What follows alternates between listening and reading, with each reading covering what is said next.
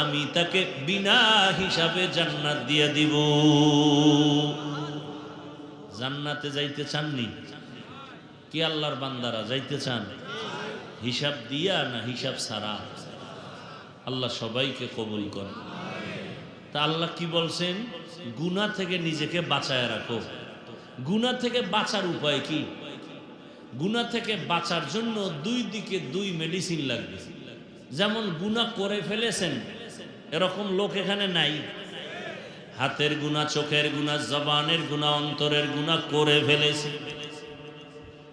শয়তানের দোকায় গুনাহ করেছি, এখান থেকে কেমনে বাঁচবো?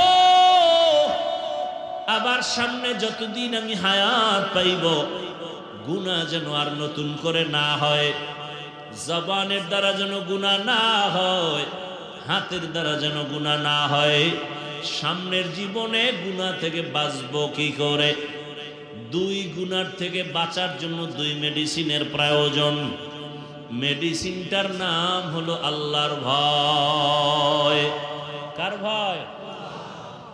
আর কে দারদ খৌফে হকদার দিল মাদাম জন্নতুল মাওয়া দেহদ উরা মাকাম জুজবা হকচি জে মখাজ ইনসুজা ফজলে উআ মস্তে দর জুমলা জাহা।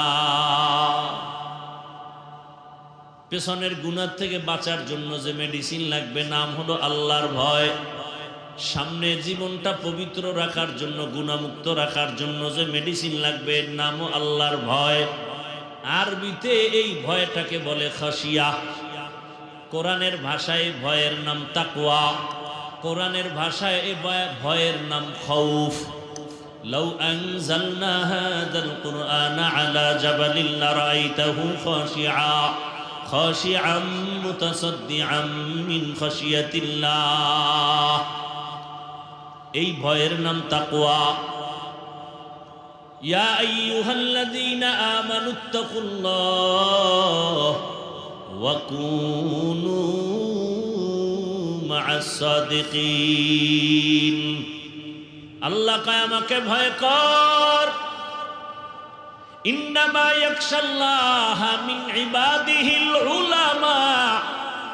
জমিনের মধ্যে যারা আসল উলামা তারা আল্লাহকে ভয় করবেন। খাশিয়াও মানি আল্লাহর ভয়, তাকওয়াও মানি আল্লাহর ভয়, খাউফুন মানি আল্লাহর ভয়। অতীতে